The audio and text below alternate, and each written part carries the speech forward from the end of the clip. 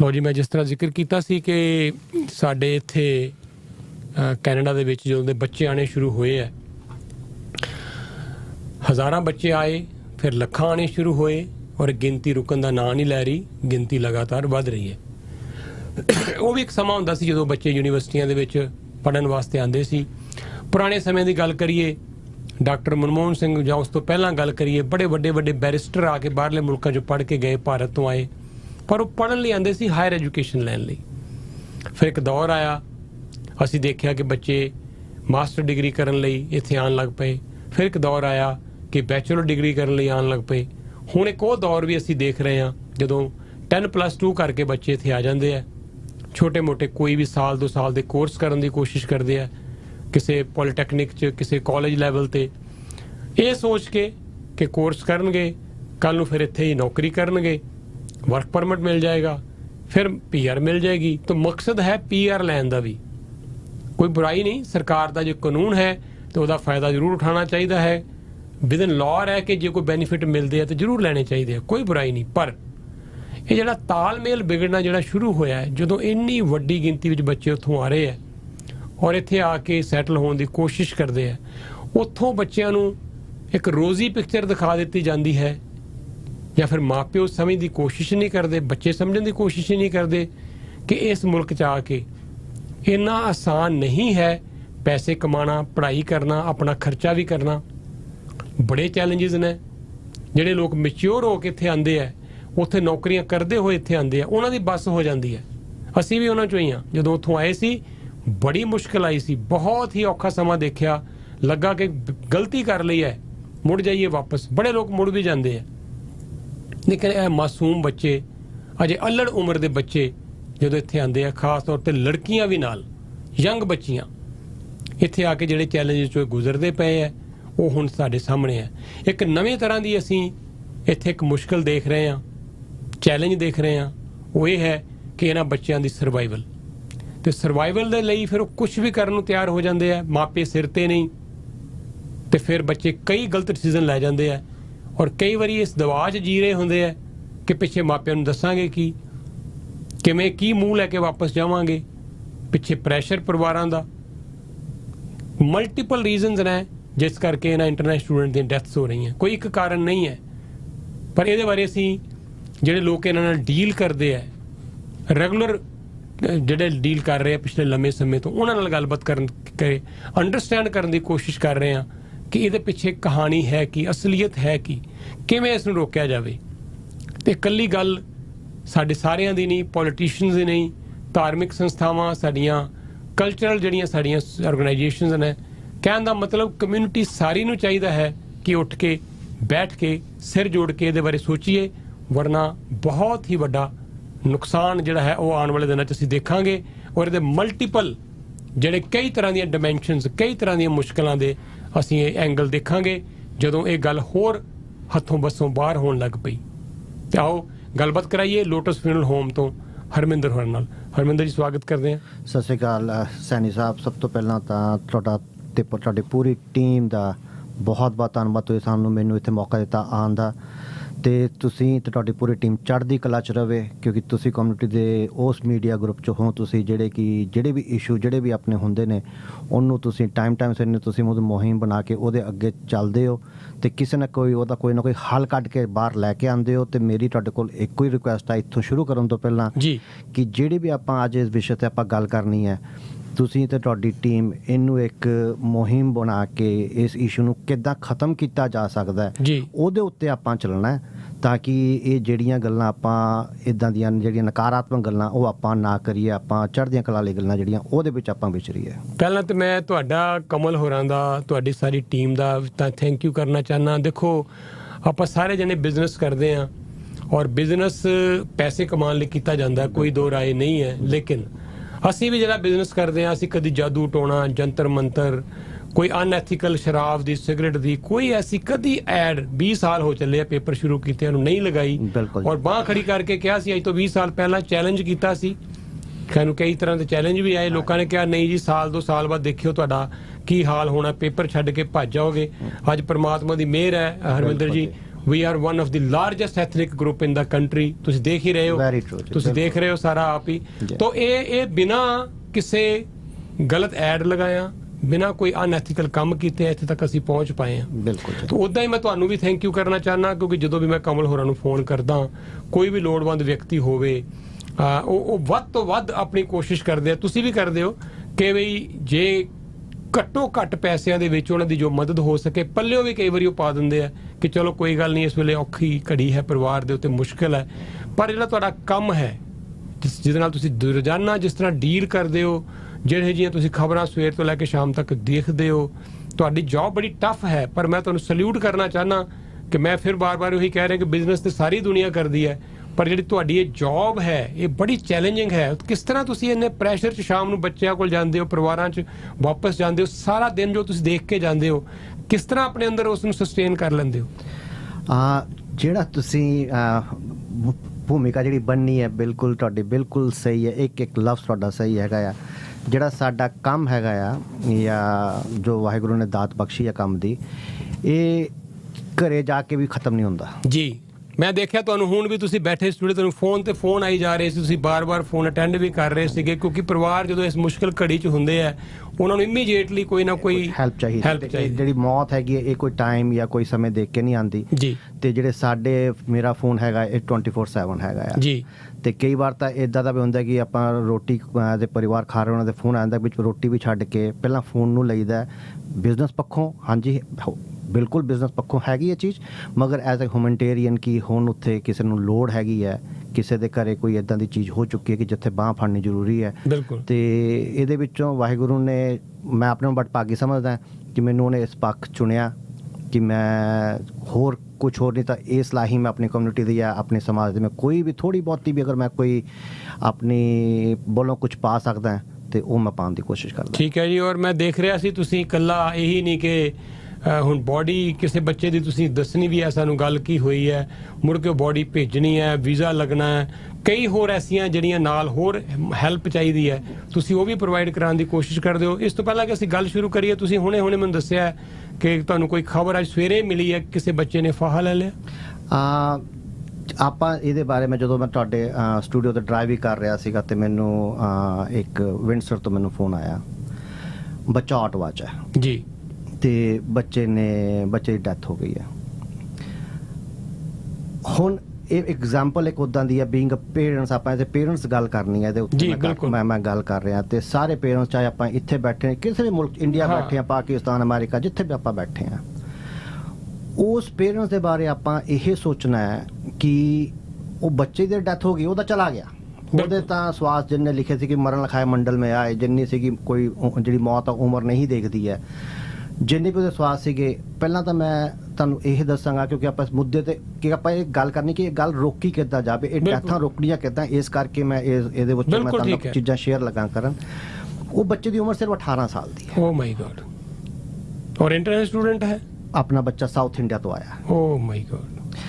ਹੁਣ ਮੈਂ as a parents ਹਜੇ ਵੀ ਮੈਂ ਇਸ ਚੀਜ਼ ਨੂੰ ਅਜੇ ਡਾਈਜੈਸਟ ਨਹੀਂ ਕਰ ਪਾ ਰਿਹਾ ਕਿ ਇੱਕ 18, ਇਹ ਨਹੀਂ ਕਹਿੰਦੇ ਕਿ ਆਪਾਂ 18 ਸਾਲ ਦੀ ਉਮਰ ਜਿਹੜੀ ਆ ਉਹ ਮਤਲਬ ਮੈਚੁਰ ਉਮਰ ਨਹੀਂ ਹੁੰਦੀ ਜਾਂ ਸਮਝ ਨਹੀਂ ਹੁੰਦੀ ਜੀ, ਮਗਰ ਆਪਣੇ ਐਜ਼ ਅ ਪੇਰੈਂਟਸ ਸਾਨੂੰ ਆਪਣੇ ਬੱਚਿਆਂ ਦੇ ਬਾਰੇ ਪਤਾ ਹੁੰਦਾ, ਉਹਨਾਂ ਦੀ ਵੀਕਨੈਸ, ਉਹਨਾਂ ਦੀ ਸਟਰੈਂਥਸ ਕੀ ਹੈਗੀਆਂ ਨੇ। ਤੇ ਹੁਣ ਉਹ ਬੱਚਾ ਜਿਹੜਾ ਆ ਅਕਤੂਬਰ ਦੇ ਮਹੀਨੇ ਉਹਦੇ ਬੱਚੇ ਦੀ ਡੈਥ ਹੋਈ ਹੈ।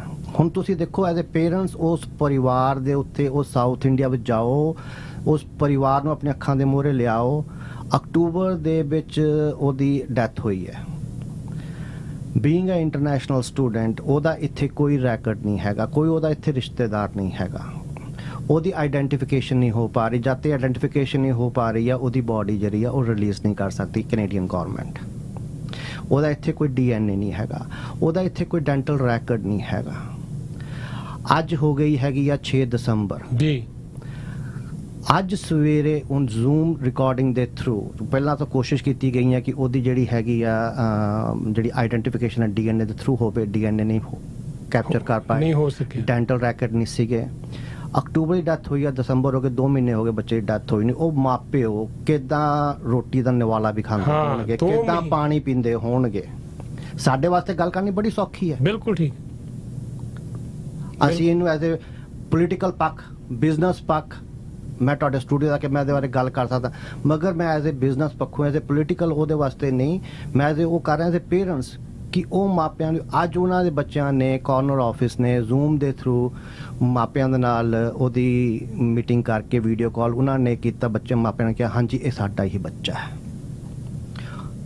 ਹੁਣ ਜਦੋਂ ਉਹਨਾਂ ਨੇ ਉਹ ਦੇਖਿਆ ਹੋਏਗਾ ਉੱਥੇ ਬੈਠਿਆਂ ਨੇ ਕਿੰਨੇ ਕੁ ਬੇਬਸ ਹੋਣਗੇ, ਉਹ ਮਾਂ ਦੇ ਉੱਤੇ ਕੀ ਬੀਤਰੀ ਹੋਏਗੀ, ਉਸ ਪਿਓ ਤੇ ਕੀ ਬੀਤਰੀ ਹੋਏਗੀ। ਪਹਿਲਾਂ ਕਿਉਂਕਿ ਆਪਾਂ ਹੁਣ 2 ਕੰਟਰੀਆਂ ਆ, 2 ਸਿਸਟਮ, 2 ਕੰਟਰੀਆਂ ਅਲੱਗ-ਅਲੱਗ ਲਾਜ਼ ਨੇ, ਕਿੰਨਾ ਟਾਈਮ ਲੱਗ ਗਿਆ ਉਸ ਬੱਚੇ ਨੂੰ ਆਇਡੈਂਟੀਫਾਈ ਕਰਨ ਵਾਸਤੇ।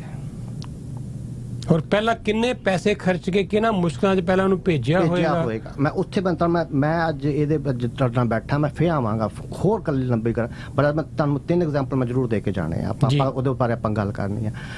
ਹੁਣ ਇਹ ਬੱਚਾ ਹੁਣ ਆਪਾਂ ਇਹਨੂੰ ਅਸੀਂ ਆਟਵਾ ਤੋਂ ਲੈਣ ਜਾਣਾ, ਆਟਵਾ ਤੋਂ ਲਿਆਵਾਂਗੇ, ਫਿਰ ਇਸ ਬੱਚੇ ਨੂੰ ਅਸੀਂ ਉਹ ਭੇਜਾਂਗੇ। ਕੋਈ ਇਹਦਾ ਇੱਥੇ ਮਾਪੇ ਨਹੀਂ ਹੈਗੇ, ਮੈਨੂੰ ਉਸ ਈਮੇਲ ਦੇ ਥਰੂ ਮੈਂ ਉਹਨਾਂ ਤੋਂ ਸਾਰੀਆਂ ਆਥੋਰਾਈਜੇਸ਼ਨਸ ਲਈਆਂ ਹੋਈਆਂ ਨੇ। ਹੁਣ ਉਹਨੂੰ ਮੈਂ ਲਿਆ ਕੇ, ਹੁਣ ਮੈਨੂੰ ਨਹੀਂ ਪਤਾ 2 ਮਹੀਨੇ ਬੱਚੇ ਨੂੰ ਹੋ ਗਏ, ਹੁਣ 2 ਮਹੀਨਾ ਬੱਚੇ ਦੀ ਬਾਡੀ ਜਿਹੜੀ ਆ ਉਹ ਤਾਂ ਬ੍ਰੇਕਡਾਊਨ ਤਾਂ ਹੋਣੀ ਆ ਨਾ ਬਾਡੀ 'ਚ, ਜਦੋਂ ਡੈਥ ਹੋ ਜਾਂਦੀ ਸਾਡੀ ਬਾਡੀ ਖਰਾਬ ਹੋਣ ਲੱਗ ਪੈਂਦੀ। ਬਿਲਕੁਲ। ਹੁਣ ਕੇਸ ਹਾਲਾਤ 'ਚ ਕੇਸ ਨਹੀਂ, ਜਦੋਂ ਮੈਂ ਲੈ ਕੇ ਮੈਂ ਤਾਂ ਮੈਨੂੰ ਦਿਖੇਗਾ, ਫਿਰ ਮੈਂ ਕੀ ਕਰਾਂ, ਕਿੱਦਾਂ ਅਸੀਂ ਕਰ ਸਕਦੇ ਹਾਂ, ਫਿਰ ਅਸੀਂ ਅੱਗੇ ਚੱਲਾਂਗੇ। ਇਹ ਤਾਂ ਇੱਕ ਕੇਸ ਹੈਗਾ, ਇੱਕ ਕੇਸ, ਅਨੇਕੋ ਕੇਸ ਆ। ਮੈਂ ਇੱਕ ਸਿਰਫ ਇੱਕ ਐਜ਼ ਏ ਪੇਰੈਂਟਸ ਤੁਹਾਡੇ ਨਾਲ ਉਹ ਇੱਕ ਗੱਲ ਮੈਂ ਤੁਹਾਡੇ ਨਾਲ ਸ਼ੇਅਰ ਕੀਤੀ ਹੈ। 2 ਹਫ਼ਤੇ ਪਹਿਲਾਂ ਮੈਨੂੰ ਸਾਡੇ ਗੁਜਰਾਤੀ ਕਮਿਊਨਿਟੀ ਤੋਂ ਡੌਨ ਪਟੇਲ, ਕਾਫੀ ਨਾਂ ਉਹਨਾਂ ਦਾ ਹੈਗਾ ਆ, ਉਹਨਾਂ ਦਾ ਮੈਨੂੰ फ़ोन आया कि भैया ऐसे ऐसे एक डेथ हो गई है और बच्चे को इंडिया भेजना है। मैंने कहा आ जाओ, हम बैठ के सारा कर लेंगे। तो ਜਦੋਂ ਹੁਣ ਅਗੇਨ ਮੈਂ ਬਿਜ਼ਨਸ ਪੱਖੋਂ ਗੱਲ ਨਹੀਂ ਕਰਦਾ, 2 ਗਾਈਡਲਾਈਨਸ ਨਹੀਂ। ਹੁਣ ਆਪਾਂ ਜਦੋਂ ਟਿਕਟ ਲੈ ਕੇ ਵੀ ਆਈਦਾ, ਜਦੋਂ ਆਉਣਾ ਟਿਕਟ ਤਾਂ ਲੈਣੀ ਪੈਣੀ ਹੈ ਨਾ ਸਾਨੂੰ ਜੀ। ਹੁਣ ਅਸੀਂ ਬਾਡੀ ਜਾਣੀ ਹੈ ਤਾਂ ਫਿਰ ਉਸ ਬਾਡੀ ਦੀ ਵੀ ਹੁਣ ਟਿਕਟ ਲੱਗਣੀ ਹੈ। ਜਦੋਂ ਅਸੀਂ ਟਿਕਟ ਲੈ ਕੇ ਆਉਂਦੇ, ਜਦੋਂ ਆਪਾਂ ਸਾਹ ਲੈ ਰਹੇ ਹਾਂ ਉਸ ਵੇਲੇ ਤਾਂ 1200 1800 ਦੀ ਇੱਕ ਟਿਕਟ ਮਿਲ ਜਾਂਦੀ ਹੈ। ਬਟ ਜਦੋਂ ਹੁਣ ਸਾਡੇ ਸਾਹ ਰੁਕ ਗਏ, ਜਦੋਂ ਬਾਕਸ ਜੋ ਅਸੀਂ ਬੰਦ ਹੋ ਗਏ, ਹੁਣ ਉਹੀ ਅਸੀਂ ਹੁਣ ਕਾਰਗੋ ਬਣ ਗਏ। ਹੁਣ ਅਸੀਂ ਬਾਡੀ ਜਿਹੜੀ ਹੈ ਬਾਈ ਵੇਟ ਜਾਣੀ, ਬਾਈ ਵੋਲਿਊਮ ਜਾਣੀ ਆ। ਹੁਣ ਉਹੀ ਜਿਹੜੀ 1800 ਟਿਕਟ ਸੀ ਉਹ 7000 ਦੀ ਹੋ ਗਈ। ਓ ਮਾਈ ਗॉड। ਹੁਣ ਕਿਉਂਕਿ ਕੋਵਿਡ ਕਰਕੇ ਏਅਰਲਾਈਨਸ ਦੀਆਂ ਫਲਾਈਟਾਂ ਜਿਹੜੀਆਂ ਨਹੀਂ ਜਾ ਰਹੀਆਂ ਨੇ, ਕੋਈ ਪਾਰਟਿਕੂਲਰ ਇੱਕ ਏਅਰਲਾਈਨ ਜਾ ਰਹੀ ਹੈ, ਉਹਨਾਂ ਦੀ ਮੋਨੋਪੋਲੀ ਹੋ ਗਈ ਹੈ ਕਿਉਂਕਿ ਇੱਕੋ ਏਅਰਲਾਈਨ ਕਰ ਰਹੀ ਹੈ, ਤੇ ਉਹਨਾਂ ਨੇ ਆਪਣੇ ਜਿਹੜੇ ਕਾਰਗੋ ਰੇਟਸ ਨੇ ਉਹਨਾਂ ਨੇ ਸ਼ੂਟ ਅਪ ਕਰਤੇ। ਕਿਸੇ ਨੂੰ ਕੋਈ ਲੈਣਾ ਦੇਣਾ ਨਹੀਂ, ਡੈਥ ਹੋ ਗਈ, ਉਹਨਾਂ ਦਾ ਬਿਜ਼ਨਸ ਹੈ, ਉਹਨਾਂ ਦਾ ਬਿਜ਼ਨਸ ਹੈ, ਕਿਸੇ ਨੂੰ ਕੋਈ ਨਹੀਂ। ਉਹ ਤਾਂ ਸਮਾਨ ਲੈ ਜਾ ਰਹੇ ਆ, ਸਮਾਨ ਲੈ ਕੇ ਜਾ ਰਹੇ ਆ। ਤੇ ਜਦੋਂ ਮੇਰੀ ਉਹਨਾਂ ਨਾਲ ਗੱਲ ਹੋਈ ਕਿ ਮਤਲਬ ਇੰਨਾ ਖਰਚਾ ਹੋਣਾ ਆ, ਫੈਮਿਲੀ ਨਾਲ ਗੱਲ ਕੀਤੀ। ਫੈਮਿਲੀ ਹੁਣ ਐਜ਼ ਏ ਫੇਰ ਮੈਂ ਕਹਿ ਰਿਹਾ ਸਾਰਿਆਂ ਨੂੰ, ਸੁਣਨ ਵਾਲਿਆਂ ਨੂੰ, ਬੀਇੰਗ ਅ ਪੇਰੈਂਟਸ ਕਹਿੰਦੇ ਕਿ ਅਸੀਂ ਤਾਂ ਆਲਰੇਡੀ ਇੱਥੇ 60 ਲੱਖ ਦਾ ਕਰਜ਼ਾ ਲੈ ਕੇ ਭੇਜਿਆ, ਸਾਡੇ ਕੋਲ ਹੋਰ ਪੈਸੇ ਹੈ ਨਹੀਂ, ਤੇ ਇਹਦੀ ਬਾਡੀ ਨਾ ਭੇਜੋ ਤਾਂ ਇੱਥੇ ਸੰਸਕਾਰ ਕਰ ਦੋ। ਮੇਰੇ ਆਪਣੇ ਇਸ ਵੇਲੇ ਅਥਰੂ ਆ ਰਹੇ ਨੇ, ਗੂਜ਼ਬੰਪ ਮਿਲਦੇ ਨੇ ਮੈਨੂੰ। ਉਹ ਮਾਪਿਆਂ ਦੇ ਜਿਹੜੇ ਮਾਪੇ ਨੇ ਆਪਣਾ ਬੱਚਾ ਭੇਜਿਆ ਇੱਥੇ ਕਿ ਬੱਚੇ ਜਾ ਕੇ ਉਡਾਨ ਭਰ, ਤੇ ਉਹ ਬੱਚੇ ਵਾਸਤੇ ਹੁਣ ਉਹ ਮਾਪੇ ਕਹਿ ਰਹੇ ਨੇ ਕਿ ਸਾਡੇ ਕੋਲ ਪੈਸੇ ਹੈ ਨਹੀਂ, ਇਹਦਾ ਬੱਚੇ ਦਾ ਇੱਥੇ ਹੀ ਸੰਸਕਾਰ ਕਰ ਦੋ। ਮੈਂ ਸਾਰਿਆਂ ਨੂੰ ਕਿ ਆਪਾਂ ਇਕੱਠੇ ਹੋਵੋ, ਇਕੱਠੇ ਕਰਕੇ ਅਸੀਂ ਪੈਸੇ ਭੇਜ ਕਰਕੇ ਬੱਚੇ ਨੂੰ ਭੇਜ ਦਿੰਦੇ ਆ। ਮਾਪਿਆਂ ਨੇ ਹੱਥ ਜੋੜਤੇ ਕਿ ਅਸੀਂ ਇਹ ਕਰਜ਼ਾ ਨਹੀਂ ਲਾ ਸਕਦੇ, ਤੁਸੀਂ ਬੱਚੇ ਦਾ ਇੱਥੇ ਸੰਸਕਾਰ ਕਰ ਦਿਓ। ਉਹ ਆਗੂ ਇਕੱਠੇ ਹੋ ਕੇ ਸਾਡੇ ਕੋਲ ਆਏ ਆ, 5-6 ਬੰਦੇ, ਅਸੀਂ ਬੱਚੇ ਦਾ ਸੰਸਕਾਰ ਕੀਤਾ। ਹੁਣ ਉਸ ਬੱਚੇ ਨੂੰ ਅਸੀਂ ਜਿਹੜੇ ਗਾਣੇ ਸੁਣਦੇ ਨਾ, ਕੁੱਜੇ 'ਚ ਬੰਦ ਹੋ ਕੇ ਆ ਗਿਆ ਮੈਂ ਮਾਪੇ, ਉਹ ਭੇਜ ਰਹੇ ਆ, ਉਹ ਅਸੀਂ ਕੁੱਜੇ 'ਚ ਬੰਦ ਕਰਕੇ ਭੇਜ ਰਹੇ ਆ। ਕਿੰਨੇ ਕੋ ਲਾਚਾਰ ਹੋਣਗੇ ਮਾਂ-ਬਾਪ ਕਿ ਜਿਹੜੇ ਆਪਣੇ ਬੱਚੇ ਦਾ ਮੂੰਹ ਵੀ ਅਖੀਰਲੇ ਟਾਈਮ 'ਚ ਨਹੀਂ ਦੇਖ ਸਕਦੇ। ਤੇ ਗੱਲ ਇਹ ਹੈਗਾ ਕਿ ਇਹ ਹੋ ਕਿਉਂ ਰਿਹਾ ਹੈ। ਹਾਂ, ਇੱਥੇ ਆਈਏ ਗੱਲ ਇੱਥੇ ਕੀ ਗੱਲ ਇੱਕ ਇਨਸੀਡੈਂਟ ਆਪਾਂ ਕਿਉਂ, ਮੈਂ ਅੱਜ ਆਪਾਂ ਆ ਕੇ ਐਸੇ ਤੁਹਾਡੇ ਪਲੇਟਫਾਰਮ ਤੇ ਆ ਕੇ ਅਸੀਂ ਇਸ ਚੀਜ਼ ਨੂੰ ਆਵਾਜ਼, ਮੈਂ ਖੁਦ ਇਸ ਆਵਾਜ਼ ਨੂੰ ਰੇਜ਼ ਕਰਨਾ ਮੰਗ ਰਿਹਾ। ਮੈਂ ਇਹ ਵੀ ਦੱਸ ਦਵਾਂ ਆਪਣੇ ਜਿੰਨੇ ਵੀ ਸਾਡੇ ਲਿਸਨਰ ਹੈ ਕਿ ਪਹਿਲਾਂ ਦਾ ਪੁਆਇੰਟਰ ਨੇ ਇਹਨੂੰ ਕਾਫੀ ਹਾਈਲਾਈਟ ਕੀਤਾ, ਔਰ ਅਸੀਂ ਸੈਨ ਗਰੇਵਾਲ ਹੋਰਾਂ ਨਾਲ ਇਹਦੇ ਬਾਰੇ ਕਾਫੀ ਉਦੋਂ ਗੱਲ ਵੀ ਕੀਤੀ ਸੀ। ਰੀਸੈਂਟਲੀ ਕਮਲ ਭਾਰਦਵਾਜ ਹੋਰਾਂ ਦੀ ਇੰਟਰਵਿਊ ਜਿਹੜੀ ਹੈ ਉਹ ਟੋਰਾਂਟੋ ਸਟਾਰ ਨੇ ਅਖਬਾਰ ਨੇ ਵੀ ਪੇਸ਼ ਕੀਤੀ, ਕਾਫੀ ਚਰਚਾ 'ਚ ਆਈ। ਪਰ ਕਿਉਂਕਿ ਅਖਬਾਰ ਦੇ ਵਿੱਚ ਗੱਲ ਇੱਕ ਲਿਮਿਟ ਨਾਲ ਕੀਤੀ ਜਾਂਦੀ ਹੈ, ਅੱਖਰ ਅਸੀਂ ਪੜ੍ਹਦੇ ਹਾਂ, ਉਹ ਇਮੋਸ਼ਨਸ ਨਜ਼ਰ ਨਹੀਂ ਆਉਂਦੇ। ਅੱਜ ਮੈਂ ਸ਼ੋਰ ਇਸ ਗੱਲ ਨਾਲ ਕਿ ਜਿਹੜੇ ਇਸ ਵੇਲੇ ਟੀਵੀ ਤੇ ਬੈਠੇ ਸਾਡੇ ਦਰਸ਼ਕ, ਚਾਹੇ ਤੁਸੀਂ ਸਾਨੂੰ YouTube ਤੇ ਵਾਚ ਕਰ ਰਹੇ ਹੋ, ਕਿਸੇ ਵੀ ਹੋਰ ਪਲੇਟਫਾਰਮ ਤੇ ਵਾਚ ਕਰ ਰਹੇ ਹੋ, ਤੁਸੀਂ ਦੇਖ ਰਹੇ ਹੋ ਹਰਮਿੰਦਰ ਹੋਰਾਂ ਦੇ ਚਿਹਰੇ ਉੱਤੇ ਕਿੰਨੀ ਬੇਬਸੀ ਹੈ। ਰੋਜ਼ ਹੀ ਐਸੀ ਗੱਲ ਨਹੀਂ ਕਿ ਬੋਡੀਜ਼ ਰੋਜ਼ ਨਹੀਂ ਆਉਂਦੀਆਂ, ਬੋਡੀਜ਼ ਰੋਜ਼ ਹੀ ਆਉਂਦੀਆਂ। ਇਹਨਾਂ ਕੋਲ ਇਹਨਾਂ ਦਾ ਇੱਕ ਕੰਮ ਹੈ ਰੋਜ਼ਾਨਾ, ਇਹਦੇ ਨਾਲ ਹੀ ਡੀਲ ਕਰਦੇ ਆ। ਪਰ ਇਸ ਵੇਲੇ ਇਹਨਾਂ ਦਾ ਮਨ ਵੀ ਪਿਘਲਿਆ ਹੋਇਆ ਹੈ। ਕਿੰਨੇ ਕੁ ਇਮੋਸ਼ਨਲ ਖੁਦ ਨੇ ਐਸੀਆਂ ਬੋਡੀਜ਼ ਰੋਜ਼-ਰੋਜ਼ ਦੇਖ ਕੇ, ਔਰ ਇਹ ਕਿੰਨੇ ਕੁ ਜ਼ਿਆਦਾ ਆਪਣੇ ਆਪ ਨੂੰ ਇਸ ਵੇਲੇ ਅਸਹਾਏ ਸਮਝ ਰਹੇ ਆ, ਹੈਲਪਲੈਸ ਸਮਝ ਰਹੇ ਆ ਕਿ ਕੀ ਕੀਤਾ ਜਾਵੇ, ਕਿਵੇਂ ਇਹਨਾਂ ਨੂੰ ਰੋਕਿਆ ਜਾਵੇ। ਇਹ ਉਹ ਇੱਕ ਪੁਕਾਰ ਲੈ ਕੇ ਆਏ ਆਪਣੇ ਕੋਲ ਇੱਥੇ ਸਾਰਿਆਂ ਦੇ ਕੋਲ ਕਿ ਇਹਦਾ ਕੋਈ ਹੱਲ ਲੱਭੀਏ। ਇਸ ਤੋਂ ਪਹਿਲਾਂ ਕਿ ਇਹ ਜਿਹੜੇ ਕੀਮਤੀ ਹੀਰੇ ਹੈ, ਇਹ ਜਿਹੜੀਆਂ ਬਹੁਤ ਬੇਸ਼ਕੀਮਤੀ ਜਾਨਾਂ ਅਸੀਂ ਗਵਾ ਰਹੇ ਹਾਂ, ਹੋਰ ਗਵਾਈਏ। ਇਹਨੂੰ ਠੱਲ ਪਾਉਣ ਦੀ ਲੋੜ ਹੈ। ਔਰ ਜੇ ਸਾਨੂੰ ਕੋਈ ਸਰਕਾਰ ਤੱਕ ਇਹਦੀ ਗੁਹਾਰ ਲਗਾਉਣੀ ਪਏ, ਪਹੁੰਚਾਉਣਾ ਪਵੇ ਆਪਣਾ ਸੁਨੇਹਾ, ਉੱਥੇ ਪਹੁੰਚਾਈਏ। ਸਮਾਜ ਦੇ ਵਿੱਚ ਕੁਝ ਕਰੀਏ ਜ਼ਰੂਰ। ਪਿੱਛੇ ਮਾਪਿਆਂ ਨੂੰ ਵੀ ਸਮਝਾਈਏ ਕਿ ਜੇ ਨਹੀਂ ਬੱਚਿਆਂ ਨੂੰ ਅਫੋਰਡ ਕਰ ਸਕਦੇ ਖਰਚਾ, ਉੱਥੇ ਰੱਖ ਲਓ। ਕਿਤੇ ਇਹ ਨਾ ਹੋਵੇ ਕਿ ਬੱਚੇ ਗੁਆ ਬੈਠੋ। ਤਾਂ ਕੁਛ ਨਾ ਕੁਛ ਇਹਦੇ ਬਾਰੇ ਕੋਈ ਇਹਦਾ ਨਿਚੋੜ ਕੱਢੀਏ ਗੱਲ ਦਾ। ਹਰਮਿੰਦਰ ਜੀ ਕੀ ਕਹਿਣਾ ਚਾਹੁੰਦੇ ਹੋ? ਹਾਂ, ਜੋ ਤੁਸੀਂ ਕਹਿ ਰਹੇ ਹੋ ਜੀ ਬਿਲਕੁਲ। ਇਹਦਾ ਰੂਟ ਜਿਹੜਾ ਆ ਕਿ ਪਹਿਲੀ ਗੱਲ ਹੈ ਕਿ ਮੌਤ, ਹਾਂ ਫਿਰ ਗੱਲ ਉੱਥੇ ਜੀ ਮਰਨ ਲਿਖਾਏ ਮੰਡਲ ਮੈਂ ਮੌਤ ਆਣੀ ਸਾਨੂੰ, ਅੱਜ ਮੈਨੂੰ ਵੀ ਆਣੀ, ਸਭ ਨੂੰ ਆਪਣੇ ਇਹਦੇ ਵਿੱਚੋਂ ਲੰਘ ਕੇ। ਪਰ ਜਿਹੜੀਆਂ ਅਨਟਾਈਮਲੀ ਮੌਤਾਂ ਜਿਹੜੀਆਂ ਮੌਤਾਂ ਨੇ, ਅਗਰ ਕੋਈ ਆਪਣੀ ਏਜ ਦੇ ਹਿਸਾਬ ਨਾਲ ਤੁਸੀਂ ਚਾਹ ਰਹੇ ਆ ਜਾਂ ਕੋਈ ਹੈਲਥ ਅੰਡਰਲਾਈਨ ਕੰਡੀਸ਼ਨਸ ਹੈਗੀਆਂ ਨੇ, ਉਹਨਾਂ ਡੈਥ ਹੋ ਰਹੀ ਹੈ, ਉਹ ਸਮਝ ਆ ਰਹੀ ਹੈ। ਉਹ ਭੇਜਣਾ ਬਿਲਕੁਲ ਸਮਝ ਆ ਰਹੀ ਕਿ ਉਹ ਅੰਡਰਲਾਈਨ ਕੰਡੀਸ਼ਨ ਸੀਗੀ ਤੇ ਉਹ ਬੱਚਾ ਭੇਜ ਰਹੇ ਹਾਂ ਅਸੀਂ। ਮਗਰ ਅਗਰ ਬੱਚਿਆਂ ਦੀ ਜਿਹੜੀ ਉਹਨਾਂ ਦੀ ਕਾਜ਼, ਜਿਹੜੇ ਕੋਲ ਸਾਡੇ ਕੋਲ ਸਾਰੇ ਡੈਥ ਹੁੰਦੀ ਹੈ, ਸਾਡੇ ਕੋਲ ਸਾਰੇ ਇਨਫੋਰਮੇਸ਼ਨ ਹੈ ਕਿ ਕੀ ਰੂਟ ਆਫ ਕਾਜ਼ ਹੈਗੇ ਨੇ। ਮੈਂ ਤਾਂ ਇਹ ਕਹਿ ਸਕਦਾ ਹਾਂ ਕਿ ਇਹ ਜਿਹੜੀਆਂ ਮੌਤਾਂ ਹੋ ਰਹੀਆਂ ਇਹ ਬਚਾਈਆਂ ਜਾ ਸਕਦੀਆਂ, ਕਿ ਸਾਰੀਆਂ ਮੌਤਾਂ ਬਚਾਈਆਂ ਜਾ ਸਕਦੀਆਂ ਨੇ, ਚਾਹੇ ਉਹ ਸੁਸਾਈਡ ਹੈ, ਚਾਹੇ ਉਹ ਆਪਾਂ। ਅੱਛਾ, ਆਪਣੇ ਬੱਚੇ, ਸੌਰੀ ਮੈਂ ਤੁਹਾਨੂੰ ਵਿੱਚ ਇੰਟਰਪਟ ਕਰ ਰਿਹਾ, ਆਪਣੇ ਬੱਚੇ ਟਰੱਕਿੰਗ ਇੰਡਸਟਰੀ 'ਚ ਬੜੇ ਜਾ ਰਹੇ ਆ, ਯੰਗ ਬੱਚੇ ਜਿਹੜੇ ਉੱਥੋਂ ਆਉਂਦੇ ਆ। ਕਈ ਕਹਿੰਦੇ ਆ ਕਿ ਉਹ ਅਲੜਪੁਣਾ ਹੁੰਦਾ ਹੈ, ਛੇਤੀ ਪੈਸੇ ਬਣਾਉਣਾ ਚਾਹੁੰਦੇ ਆ, ਐਕਸੀਡੈਂਟ ਕਾਰਨ ਕਰਕੇ ਵੀ ਮੌਤਾਂ ਹੋ ਰਹੀਆਂ। ਬਿਲਕੁਲ। ਜਿਹੜੇ ਮੇਨ ਰੂਟ ਕਾਜ਼ ਜਿਹੜਾ ਇਸ ਵੇਲੇ ਹੈਗਾ ਆ, ਜਿਹੜਾ ਸਭ ਤੋਂ ਜ਼ਿਆਦਾ ਹਾਈ ਜਿਹੜਾ ਹੈਗਾ ਆ, ਉਹ ਹੈਗਾ ਫਸਟ ਹੈਗਾ ਸੁਸਾਈਡ, ਦੂਜਾ ਐਕਸੀਡੈਂਟ, ਤੀਜਾ ਆਪਣਾ ਜਿਹੜੀਆਂ ਆਪਾਂ ਨਸ਼ੇ ਵੱਲ ਪੱਤੇ ਵੱਲ ਚਲ ਜਾਂਦੇ ਆ, ਓਵਰਡੋਜ਼ ਹੋ ਜਾਂਦੇ ਆ। ਉਹ ਵੀ ਅਨਟਾਈਮਲੀ ਡੈਥ ਹੀ ਨਾ। ਉਹ ਵੀ ਅਸੀਂ ਹੁਣ ਕਿਉਂਕਿ ਆਸਾਨੀ ਨਾਲ ਚੀਜ਼ਾਂ ਮਿਲ ਜਾਂਦੀਆਂ ਨੇ, ਆਪਾਂ ਕੋਈ 2-3 ਚੀਜ਼ਾਂ ਮਿਕਸ ਕਰ ਲਈਆਂ, ਬਾਡੀ ਸਾਡੀ ਥੱਕੀ ਪਈ ਹੈ, 2-3 ਆਪਾਂ ਸ਼ਿਫਟਾਂ ਕਰ ਰਹੇ ਆ, ਪਿੱਛੇ ਪੈਸੇ ਭੇਜਣੇ ਆ, ਪ੍ਰੈਸ਼ਰ ਹੈਗਾ ਆ, ਤੇ ਉਹਨੂੰ ਕਰਨ ਵਾਸਤੇ ਆਪਾਂ ਦੂਜੇ ਚੀਜ਼ ਦਾ ਸਹਾਰਾ ਲੈ ਲਿਆ ਤੇ ਪਤਾ ਲੱਗਾ ਸਾਡੀ ਬਾਡੀ ਤਿਆਰ ਨਹੀਂ ਸੀਗੀ। ਤੇ ਅੱਛਾ, ਜਿਹੜੀਆਂ ਡੈਥਸ ਹੋ ਰਹੀਆਂ ਲੜਕੀਆਂ ਦੀ ਜ਼ਿਆਦਾ ਹੋ ਰਹੀਆਂ, ਮੇਲ ਦੀਆਂ? ਇਹਦੇ ਵਿੱਚ ਦੋਨੋਂ ਨੇ ਜੀ। ਇਹਦੇ ਵਿੱਚ ਆਪਾਂ ਆਪਾਂ ਜੈਂਡਰ ਨਹੀਂ ਕਰ ਸਕਦੇ, ਇਹਦੇ ਵਿੱਚ ਦੋਨੋਂ ਹੀ ਕੇਸਿਸ ਨੇ। ਇਹਦੇ ਵਿੱਚ ਦੋਨੋਂ ਇਸ ਚੀਜ਼ ਨੂੰ ਰੋਕਿਆ ਜਾਣਾ, ਇਹਦੀ ਐਜੂਕੇਸ਼ਨ ਕਿੱਥੋਂ, ਜਾਂ ਕਿ ਇਹਦਾ ਗ੍ਰਾਸ ਰੂਟ ਕੀ, ਅਸੀਂ ਪਿੱਛੇ ਪੰਜਾਬ ਚਲੀਏ, ਗੁਜਰਾਤ ਚਲੀਏ, ਇੰਡੀਆ ਜਾ ਕੇ ਉੱਥੇ ਗੱਲ ਕਰੀਏ ਕਿ ਇਹ ਕਿੱਥੋਂ, ਮਤਲਬ ਠੀਕ ਹੈ ਗਵਰਨਮੈਂਟ, ਫੈਡਰਲ ਗਵਰਨਮੈਂਟ ਕਹਿੰਦੀ ਹੈ ਕਿ ਸਾਡਾ ਪੰਪ ਹੋ ਰਿਹਾ, ਪੈਸਾ ਪੰਪ ਹੋ ਰਿਹਾ, ਬਿਲਕੁਲ ਸਹੀ ਹੋ ਰਿਹਾ, ਮੈਂ ਉਹਦੇ ਵਿੱਚੋਂ ਕੋਈ ਨਹੀਂ, ਹਰੇਕ ਸਟੂਡੈਂਟ ਨਹੀਂ ਮਾੜਾ, ਹਰੇਕ ਬੱਚਾ ਨਹੀਂ ਮਾੜਾ, ਬਟ ਮਾਪਿਆਂ ਨੂੰ ਪਤਾ ਸਾਡੇ ਬੱਚਿਆਂ ਦੀ ਸਟਰੈਂਥ, ਉਹਨਾਂ ਨੂੰ ਪਤਾ ਕਿ ਅਗਰ ਉਹ ਬੱਚਾ ਨਹੀਂ ਤਿਆਰ, ਅਗਰ ਗਵਰਨਮੈਂਟ ਕਹਿ ਰਹੀ ਹੈ ਕਿ ਤੁਸੀਂ ਉੱਥੇ ਬੈਠ ਕੇ ਆਨਲਾਈਨ ਪੜ੍ਹ ਸਕਦੇ ਹੋ, ਫਿਰ ਤੁਸੀਂ ਆਪਣਾ ਆਪਣੇ ਵਰਕ ਪਰਮਿਟ ਵਾਸਤੇ ਅਪਲਾਈ ਕਰ ਸਕਦੇ ਹੋ, ਤੇ ਬੱਚਿਆਂ ਨੂੰ ਉੱਥੇ ਰੱਖੋ। ਅਸੀਂ ਕੋਵਿਡ 'ਚ ਦੇਖਿਆ, ਕੋਵਿਡ ਸਾਰੀਆਂ ਫਲਾਈਟਾਂ ਜਿਹੜੀਆਂ ਸੀਗੀਆਂ ਉਹ ਬੰਦ ਸੀਗੀਆਂ, ਮਗਰ ਦੋਨੋਂ ਸਰਕਾਰਾਂ ਨੇ, ਮੈਂ ਸਰਕਾਰਾਂ ਦਾ ਨਾਂ ਲੈਣਾ, ਗਵਰਨਮੈਂਟ ਦਾ, ਕੈਨੇਡੀਅਨ ਗਵਰਨਮੈਂਟ ਦਾ, ਇੰਡੀਅਨ ਗਵਰਨਮੈਂਟ ਦਾ ਮੈਂ ਨਾਂ ਲੈਣਾ, ਦੋਨੋਂ ਸਰਕਾਰਾਂ ਦਾ। ਕੋਵਿਡ ਦੇ ਵਿੱਚ ਬੱਚੇ ਬਾਇਆ ਮੈਕਸੀਕੋ, ਬਾਇਆ ਕਿਊਬਾ ਘੁੰਮਦੇ ਹੋਏ ਬੱਚੇ ਇੱਥੇ ਆ ਰਹੇ ਨੇ। ਕਿਉਂ ਦਿੱਲੀ ਤੋਂ ਬੱਚਿਆਂ ਨੂੰ ਚੜ੍ਹਨ ਦਿੱਤਾ ਗਿਆ? ਔਰ ਸਾਨੂੰ ਬੜੀਆਂ ਕਾਲਸ ਆਈਆਂ ਹਰਮਿੰਦਰ ਜੀ ਕਿ ਬੱਚਿਆਂ ਨੂੰ ਰਾਹ ਦੇ ਵਿੱਚ ਟੈਸਟ ਕਰਨ ਲਈ ਰੋਕਣਾ ਪੈਂਦਾ ਹੈ, ਬੱਚੇ ਛੋਟੀ ਉਮਰ ਦੇ ਆ, ਉਹ ਉੱਥੇ ਖੱਜਲ ਖੁਆਰ ਹੁੰਦੇ ਆ, ਕੁਝ ਕਰੋ। ਤੇ ਮੇਰਾ ਉਹਨਾਂ ਨੂੰ ਇਹੀ ਸਵਾਲ ਹੁੰਦਾ ਸੀ ਵੀ ਜੇ ਇੰਨੇ ਬੱਚੇ ਛੋਟੀ ਉਮਰ ਦੇ ਆ, ਫਿਰ ਭੇਜ ਕਿਉਂ ਰਹੇ ਹੋ? ਤੇ ਸਵਾਲ ਤਾਂ ਇਹ ਹੈ, ਪਹਿਲਾਂ ਉੱਥੋਂ ਉਹਨਾਂ ਨੂੰ ਦਿੱਲੀ ਤੋਂ ਚੜ੍ਹਨ ਕਿਉਂ ਦਿੱਤਾ ਗਿਆ? ਉਹਨਾਂ ਨੂੰ ਉੱਥੇ ਹੀ ਬੈਠ ਕੇ ਆਨਲਾਈਨ ਕਲਾਸਿਸ, ਇਹ ਤਾਂ ਸਾਰੇ ਕਾਲਜ, ਯੂਨੀਵਰਸਿਟੀ, ਸਾਡੇ ਆਪਣੇ ਬੱਚੇ ਯੂਨੀਵਰਸਿਟੀ ਬੱਚੇ ਪੜ੍ਹਦੇ ਪਏ ਆ, ਸਕੂਲਾਂ 'ਚ ਪੜ੍ਹਦੇ ਪਏ ਨੇ, ਉਹ ਸਾਰੇ ਬੱਚੇ ਆਨਲਾਈਨ ਹੈਗੇ ਆ। ਕੋਈ ਕਾਲਜ, ਕੋਈ ਪ੍ਰੋਫੈਸਰ ਆਪਣੇ ਸਭ ਘਰੋਂ ਕਰ ਰਹੇ ਨੇ। ਤੁਸੀਂ ਬੱਚੇ ਨੂੰ ਜਹਾਜ਼ ਚੜ੍ਹਨ ਕਿਉਂ ਦਿੱਤਾ ਗਿਆ ਉੱਥੇ? ਅਗਰ ਉੱਥੇ ਚੜ੍ਹਨ ਦਿੱਤਾ ਗਿਆ, ਜਹਾਜ਼ ਚੜ੍ਹ ਕੇ ਤੁਸੀਂ ਆ ਗਏ ਹੋ, ਤੇ ਫਿਰ ਇੱਥੇ ਆ ਕੇ ਉਹਦਾ ਕੋਈ ਸਟੇਜ ਹੈਗੀ ਬੱਚੇ ਵਾਸਤੇ? ਉਹਨੂੰ ਕਿਹਨੇ ਸੰਭਾਲਣਾ, ਕਿੱਥੇ ਜਾਣਾ? ਕੋਵਿਡ ਕਰਕੇ ਰਿਸਟ੍ਰਿਕਸ਼ਨ ਉੱਦਾਂ ਹੀ ਲੱਗੀਆਂ ਹੋਈਆਂ ਸੀਗੀਆਂ, ਤੇ ਬੱਚੇ ਛੋਟੀ ਅਲੜਪਣ ਦੀ ਉਮਰ 'ਚ ਆ ਰਹੇ ਨੇ, ਤਿਆਰ ਬੱਚਾ ਨਹੀਂ ਹੈਗਾ, ਤੇ ਫਿਰ ਬੱਚਾ ਕੀ ਕਰੇਗਾ? ਜੀ ਬਿਲਕੁਲ ਜੀ, ਇਹ ਬੜਾ ਵਿਸ਼ਾ ਗੰਭੀਰ ਹੈ। ਅੱਜ ਅਸੀਂ ਥੋੜਾ ਜਿਹਾ ਇਸ ਨੂੰ ਅਜੇ ਛੂਹਣ ਦੀ ਕੋਸ਼ਿਸ਼ ਹੀ ਕੀਤੀ ਹੈ, ਔਰ ਇਹਦੇ ਬਾਰੇ ਤੇ ਬੜੀ ਲੰਬੀ ਬਹਿਸ ਦੀ, ਬੜੀ ਲੰਬੀ ਗੱਲਬਾਤ ਦੀ ਲੋੜ ਹੈ, ਡਿਟੇਲ 'ਚ ਗੱਲਬਾਤ ਦੀ ਲੋੜ ਹੈ। ਪਰ ਉਹੀ ਗੱਲ ਹੈ ਕਿ ਜਦੋਂ ਕੋਈ ਵੱਡਾ ਵਿਸ਼ਾ ਹੋਵੇ ਤੇ ਉਹਦੇ ਹੱਲ ਲਈ ਤੁਹਾਨੂੰ ਫਿਰ ਤਿਆਰੀ ਵੀ ਵੱਡੀ ਕਰਨੀ ਪਏਗੀ। ਬਿਲਕੁਲ। ਤਾਂ ਨਾ ਤੇ ਕੱਲਾ ਕੋਈ ਇੱਕ ਰੇਡੀਓ ਸਟੇਸ਼ਨ, ਨਾ ਤੇ ਕੱਲਾ ਕੋਈ ਇੱਕ ਲੋਟਸ ਫਿਊਨਰਲ ਹੋਮ, ਨਾ ਪ੍ਰਵਾਸੀ ਰੇਡੀਓ ਕੱਲਾ ਤੇ ਪ੍ਰਵਾਸੀ ਮੀਡੀਆ ਗਰੁੱਪ ਕੱਲਾ ਦਾ ਕੋਈ ਹੱਲ ਲੱਭ ਸਕਦਾ ਹੈ।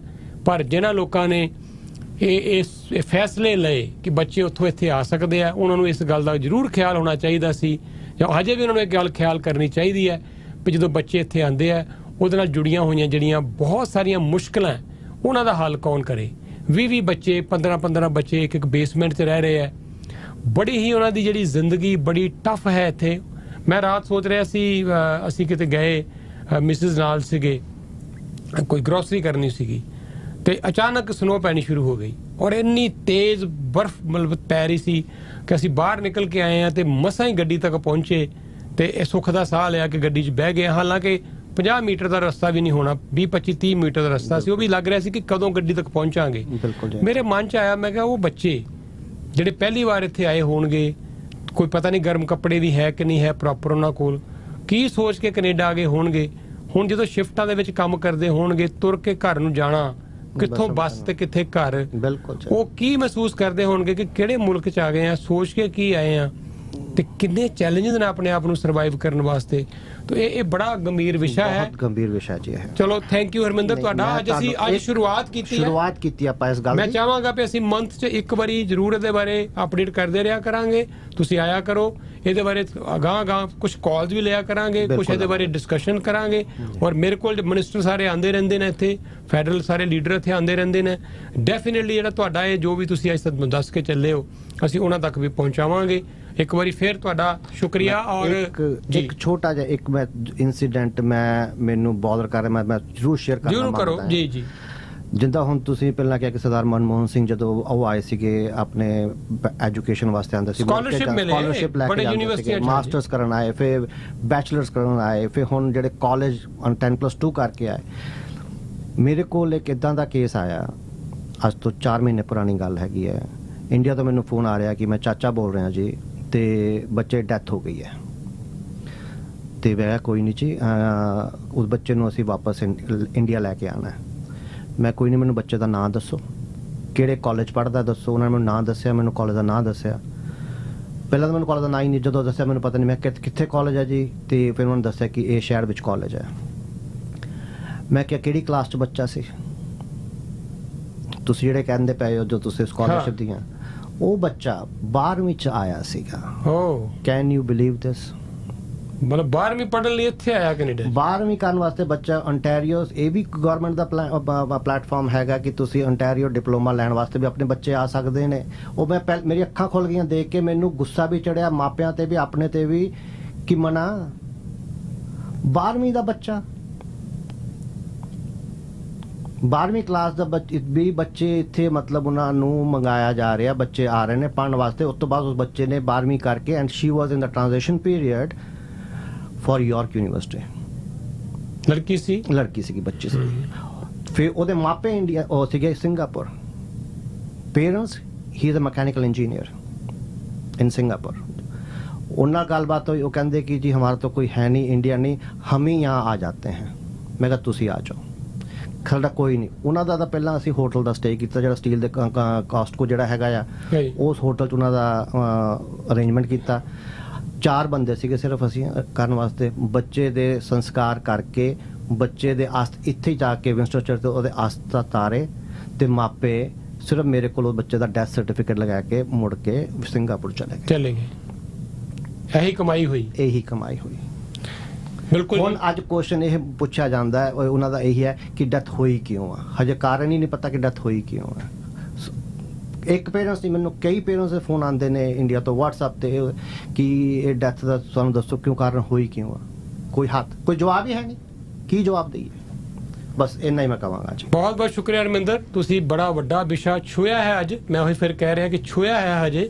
ਔਰ ਜਿਹੜੇ ਲੋਕ ਇਹ ਸੋਚ ਕੇ ਇਹ ਪ੍ਰੋਗਰਾਮ ਨੂੰ ਜਿਨ੍ਹਾਂ ਨੇ ਸ਼ੁਰੂ ਕੀਤਾ ਸੀ ਕਿ ਬੱਚੇ ਇੱਥੇ ਆਉਣ, ਪੜ੍ਹਾਈ ਕਰਨ, ਚੰਗੇਰੇ ਭਵਿੱਖ ਲਈ ਆਉਣ, ਉਹਨਾਂ ਨੂੰ ਇਹ ਪਤਾ ਹੋਣਾ ਚਾਹੀਦਾ ਹੈ ਕਿ ਐਸੇ ਕੋਈ ਖਾਸ ਕੋਰਸ ਨਹੀਂ ਕੈਨੇਡਾ ਕਰਵਾਉਂਦਾ ਜਿਹੜੇ ਇੰਡੀਆ ਜਾਂ ਉਹਨਾਂ ਮੁਲਕਾਂ 'ਚ ਨਹੀਂ ਮਿਲਦੇ।